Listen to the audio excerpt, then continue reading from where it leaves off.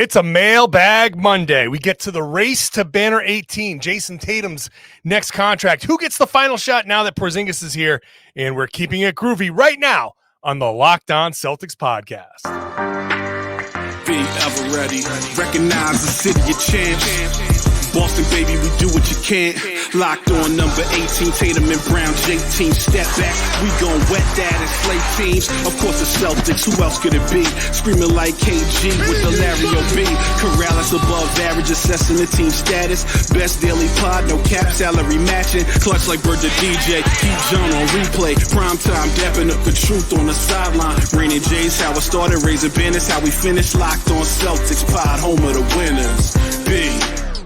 Hey there, welcome back to the Locked On Celtics podcast, right here on the Locked On Podcast Network, where it is your team every day. And I'm here for you 3 days a week right now, 5 days a week in a few weeks when the season gets rolling. That's going to happen soon. That's happening really soon. Basketball's almost back. NBA basketball is almost back.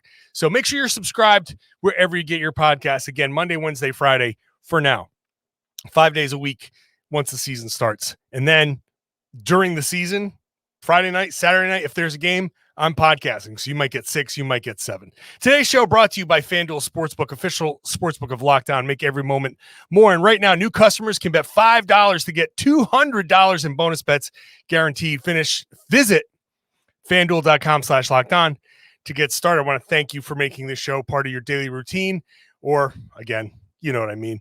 I'm John Karalis. I used to play back in the day. Now I am paid to cover the team for Boston Sports Journal. And I hope you read my stuff over there. Today is a Mailbag Monday. So I've got a ton of stuff to get to later on. How do the Celtics keep it groovy? It's a fun question. We get to the fun stuff in the third section.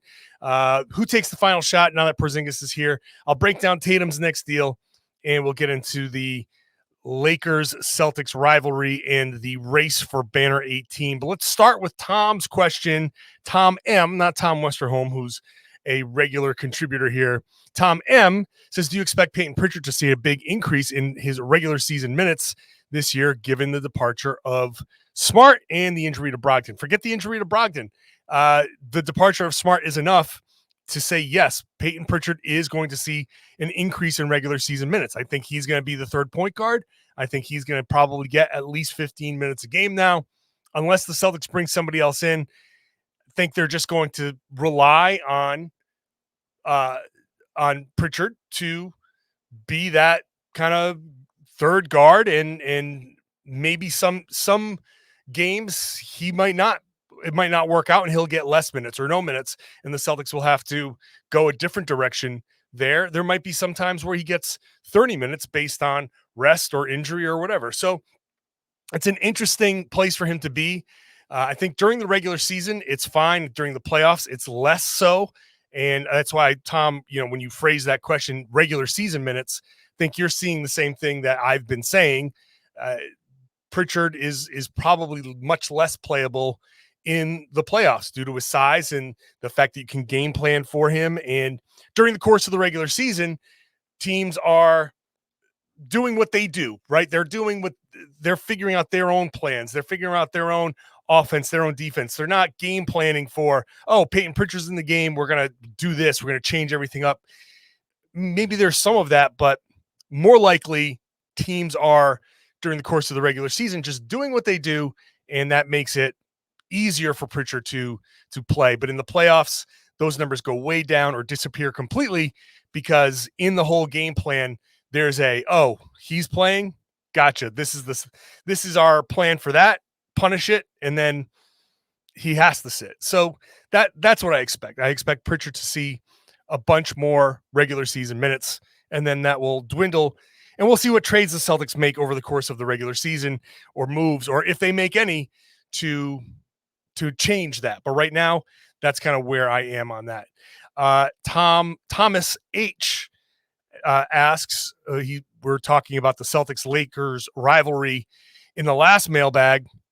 He says, which team is positioned to get banner 18 first? So let me first state a natural caveat that the Lakers have, LA has 12, right?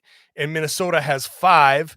So as far as the Los Angeles Lakers, they have 12 championships. So who's going to get to banner 18 first? I think Boston is much more positioned because they're only 1 away, whereas the Los Angeles Lakers are 6 away. So, and people who think I'm being petty, I always remind them that look at it's readily available on YouTube.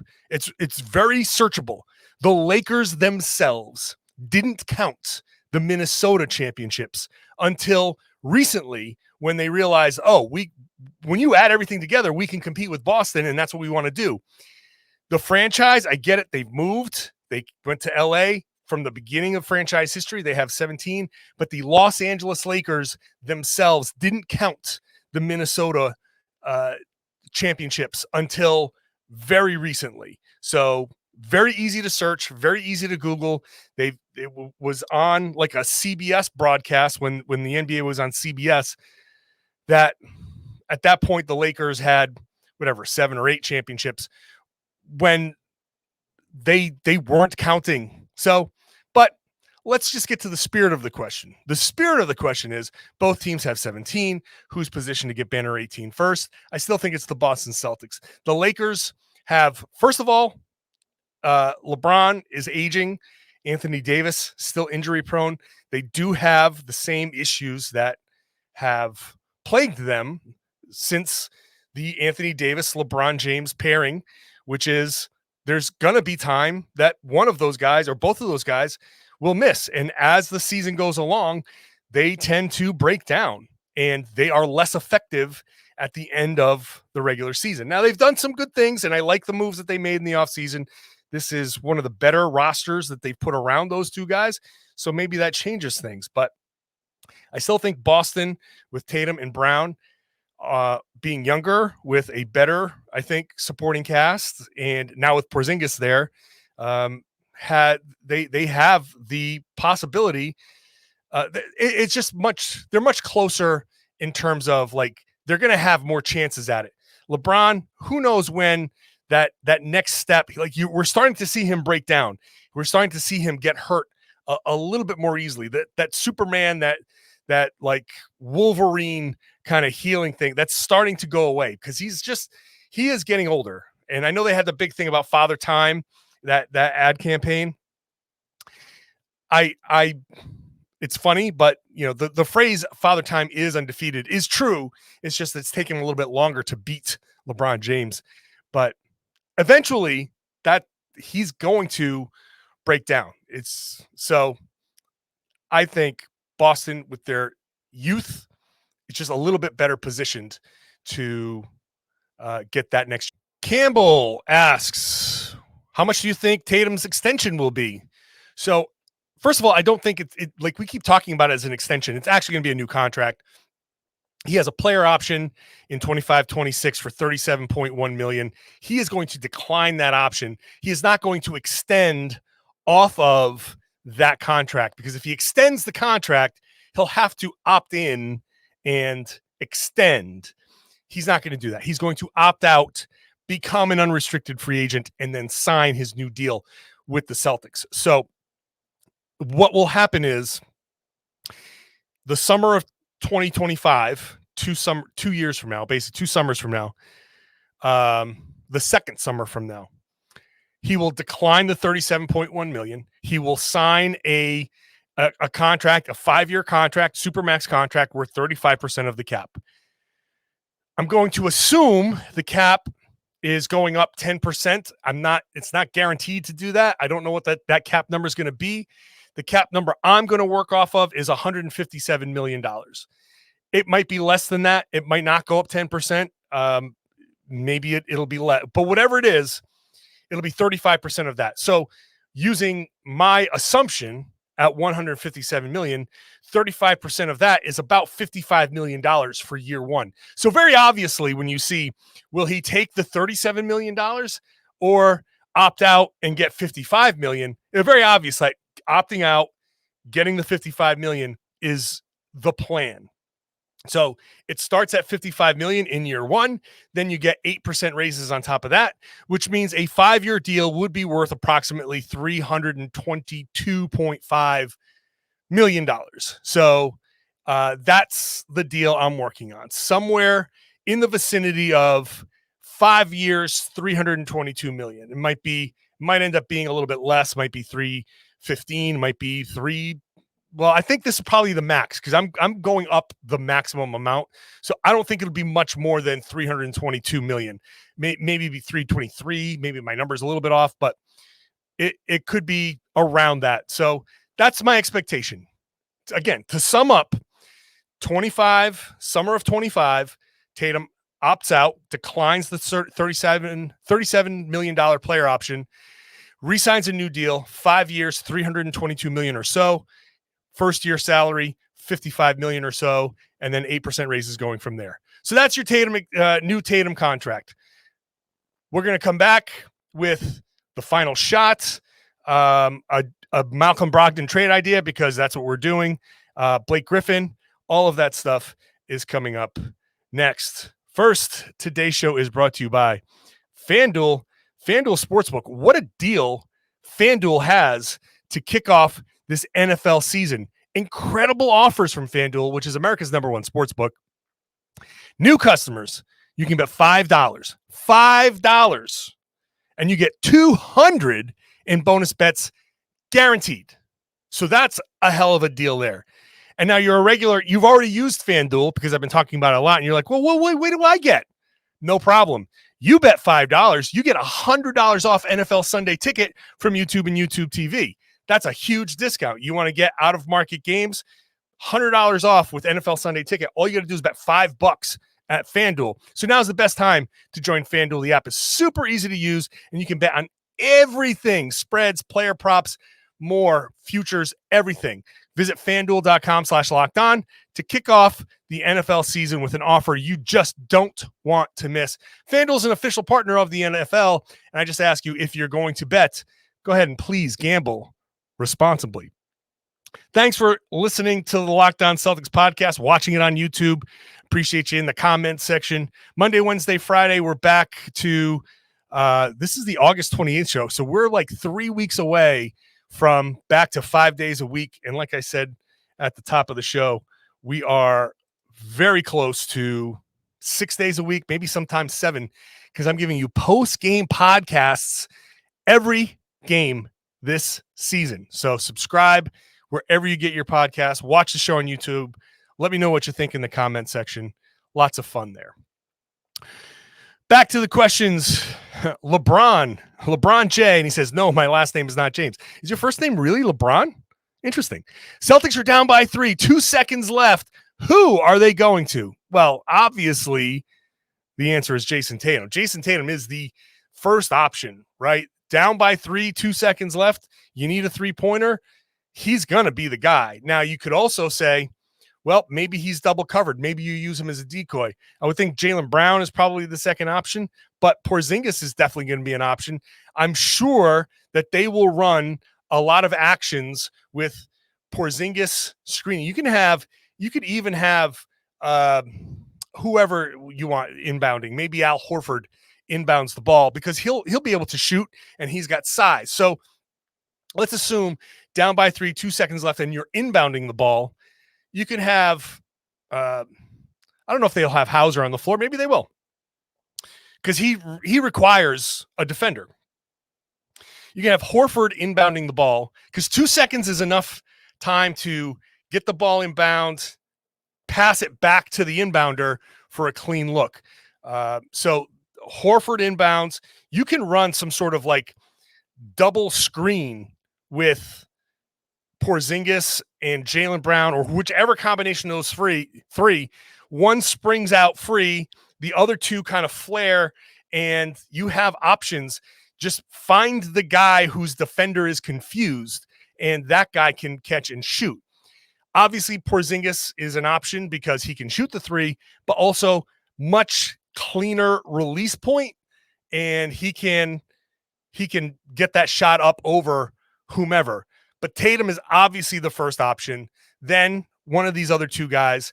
And in that situation, you can always kick it back to Horford because he's a threat as an inbounder. You have to have somebody on the ball. You can't just have a second defender pushing off, like just kind of playing the free safety and following the ball. You know what I'm saying? If it was 1 second left, you could probably take the defender off the ball a little bit and maybe follow Tatum around or shadow somebody. So in that scenario, that's where I would go. Any one of those three would be possible. A tip back or a pass back to Horford is certainly possible.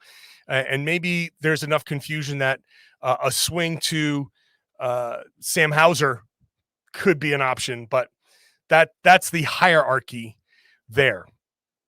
Eli says, I had the idea for a Brogdon for Caruso swap. We gained some valuable bench defense and leadership. Let Pritchard run the point and run Caruso at shooting guard. Thank you, Eli, who says he never misses a day of the show. Appreciate that very much. I'm not going to – I don't want to mess with the Celtics point guard depth. I mean, Caruso could run the point some, but and I like Caruso. I think that he, as a 3-and-D guy, he can certainly be very, very helpful. And yeah, I mean, that could be a way to go. I don't think Brogdon, I know Brogdon's going to be the trade, he's the trade chip, but I'm not going to elevate Pritchard. And trust me, I like Payton Pritchard. I'm not trying to there's nothing personal against Payton Pritchard. The dude hustles. He works his butt off. He's trying like hell to defend as well as he can. And a lot of times he can defend effectively because of the effort and because he's very annoying and he can force guys into mistakes. Totally get that. But when you get into that playoff setting, like I said at the top, you can't rely on that, because when teams roll through the regular season, yeah, it's like, oh God, that guy was annoying. He really pissed me off and I turned the ball over 4 times because of him. But in a playoff series, you're going to get adjustments and, oh, Pritchard's defending us. No problem. We're going to set a pick with this guy and we're going to force either a switch or we're going to force him to take a hit or something, whatever it is, you can adjust and really punish the Pritchard matchup. So I don't want to mess with Boston's point guard depth. If anything, I'm looking to, if you're going to get some sort of help like that, I'm looking to bring back a player, maybe a 2-for-1 deal or a 1-for-2 deal where you can get a point guard in return with some size. And I don't know, maybe Delano Banton can kind of show us something and be a point guard with size that the Celtics need. I'm not banking on that at all. He's not even guaranteed to make it out of training camp.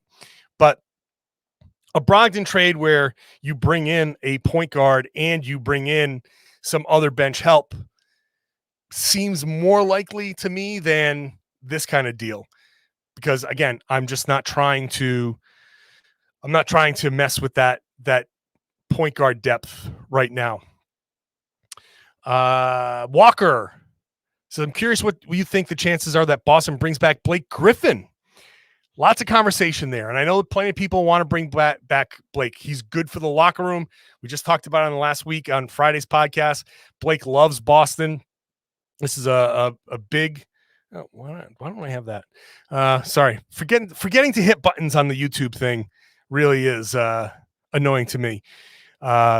We have all these fancy graphics and I sometimes forget to display them in full. So the issue with Blake coming back, it's not really an issue. I mean, he does provide some depth and can come in and give the Celtics a little something here and there, right? Spot start, sure.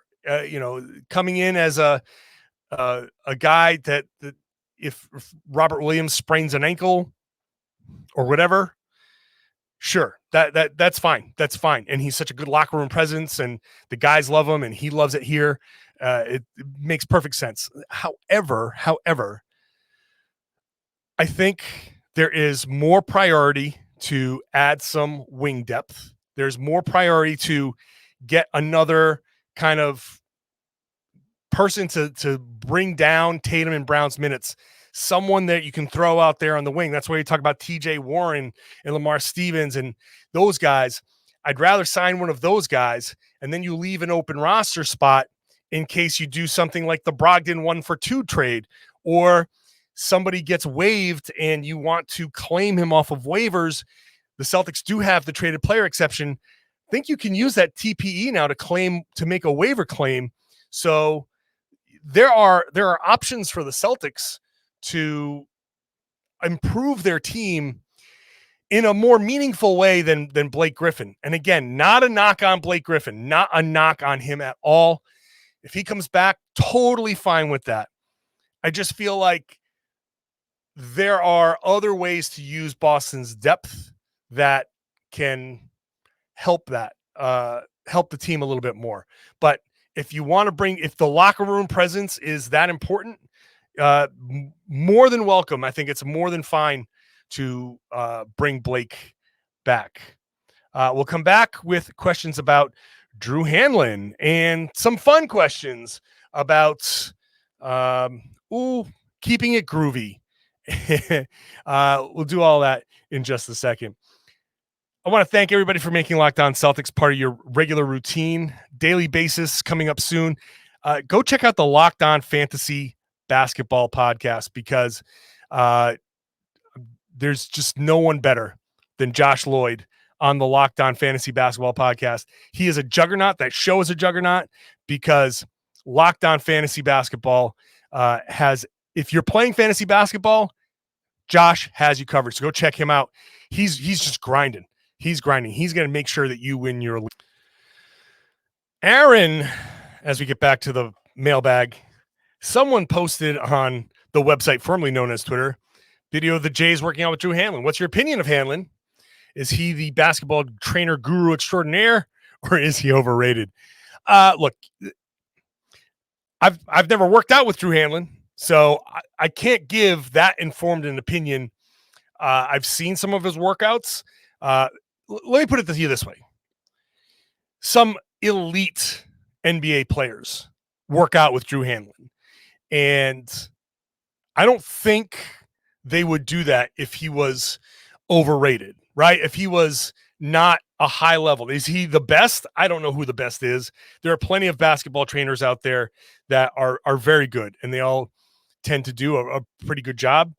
I think Hanlon has done a very good job in promoting himself as a high level trainer, which I think you see some of the stuff on Instagram. He does a very good job of picking out some of the better stuff and doing it for the gram, for sure. Like you got to build your reputation, right? He's building something up, so don't blame him for that at all.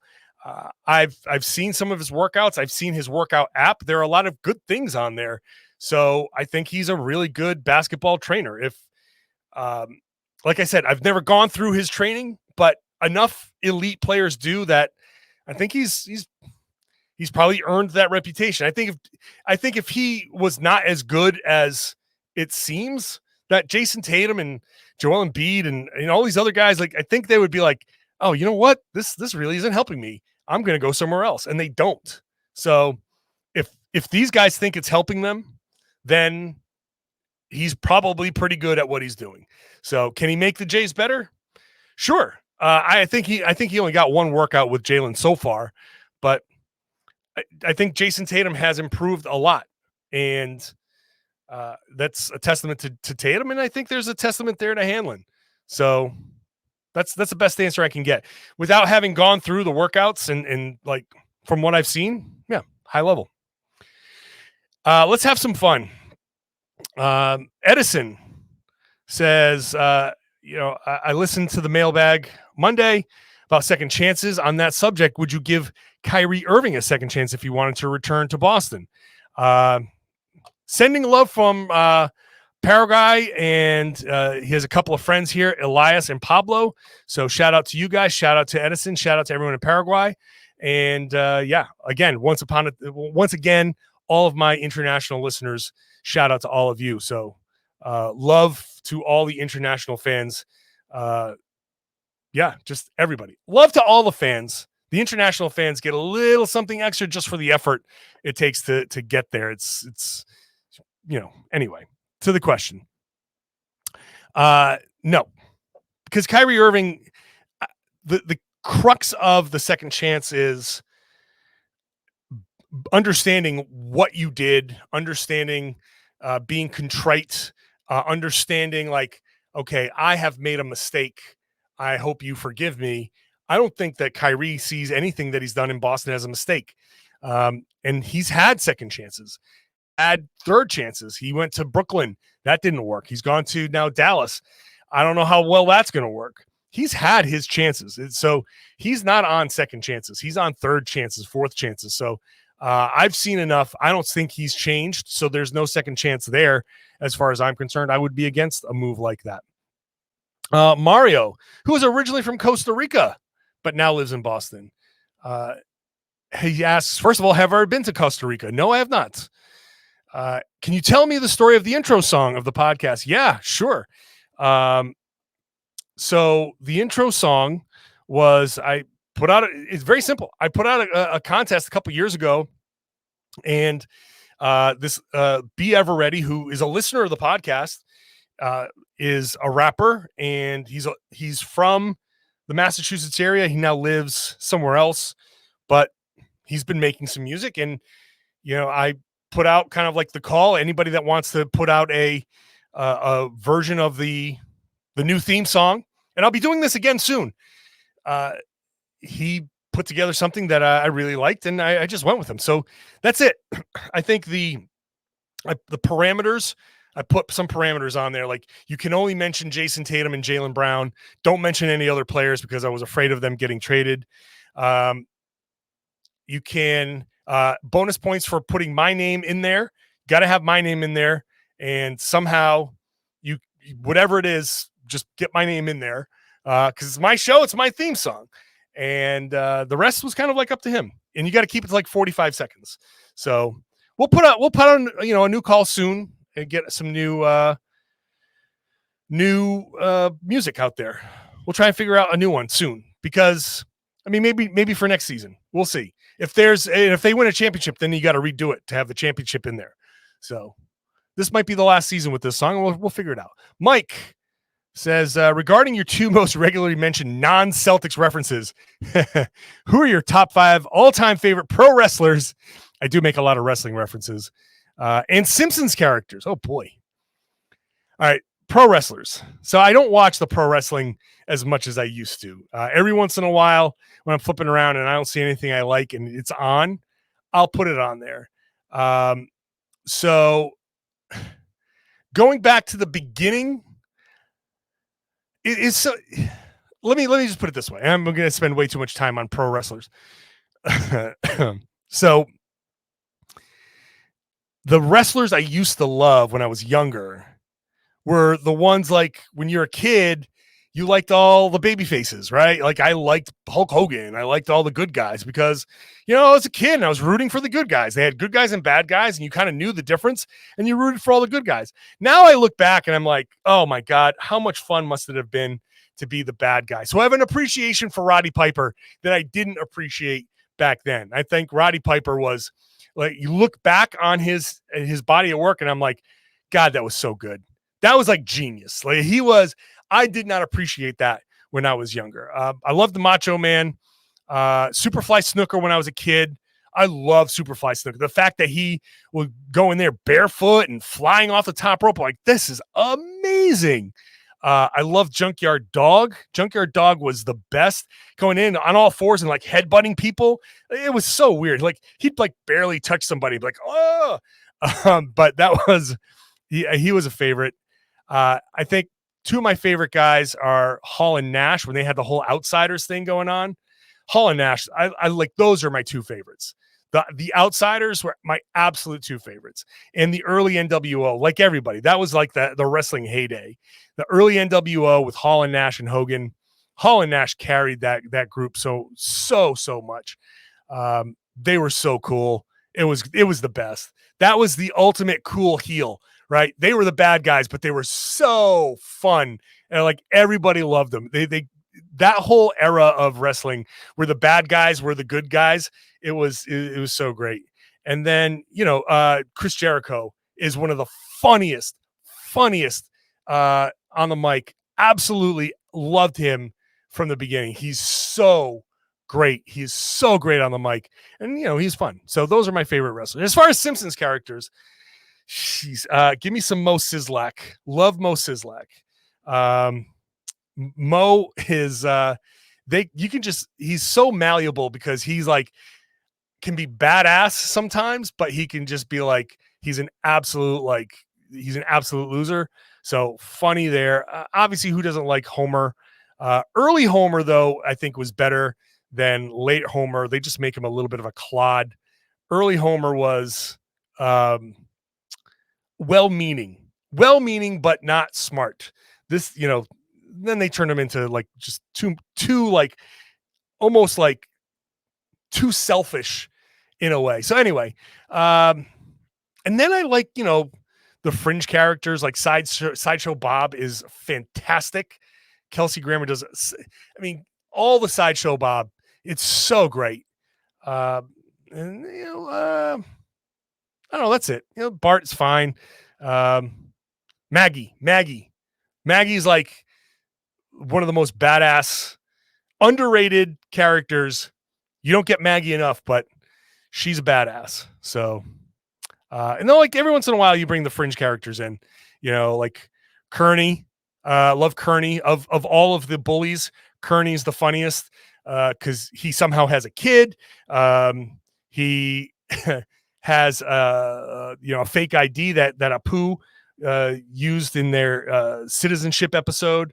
The way he the line where he says, "Give me two of your finest, cheapest cigars," is like just hilarious. So yeah, Kearney is the my favorite of the bullies. Yeah, that's it. And finally, a question from Austin Powers. Now new trend here in the mailbag. People are emailing in under false new identities. And he says, very Austin Powers question. What's the ideal situation to keep this team groovy, baby? That was terrible for my part. So very simple answer to this question. You want to keep the Celtics groovy? Much more Luke Cornett, a lot of Luke Cornett, and you got to bring back Malik Fitz and Javonte Green. That trio, Cornett with Malik Fitz and Javonte Green on the sideline, as groovy as it gets. Super groovy, ultra groovy. That would be my my answer to that. All right. Well, I should have put this up at the beginning, but if you want to submit a question, johnkaralis.com/mailbag. Not that anybody is still listening or watching after my overly, explain it way too much. Why did I take that much time to explain pro wrestlers and Simpsons characters? Because I'm an idiot. That's what it boils down to. I will overly explain things that require no explanation whatsoever. I could have rattled off 10 names and been done with it, but no, I got to explain everything. johnkaralis.com/mailbag if you want to submit your questions. johnkaralis.com/mailbag.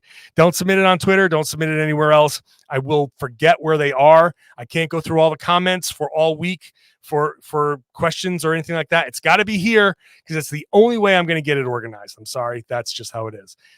Thank you for listening. Thank you for watching. I appreciate you being here as often as you are. Back to 5 days a week in a few weeks. Basketball, NBA basketball will be back in a few weeks. That is going to be fun. What a season. This is going to be a great season. So make sure you're subscribed wherever you get your podcasts. If you are a regular listener and everydayer, thank you so much. I would love it at this point if you shared the podcast. Tell your friends. Tell everybody, tell random people on the street that they should be listening to and watching the Locked On Celtics podcast right here on the Locked On Podcast Network. It's your team every day.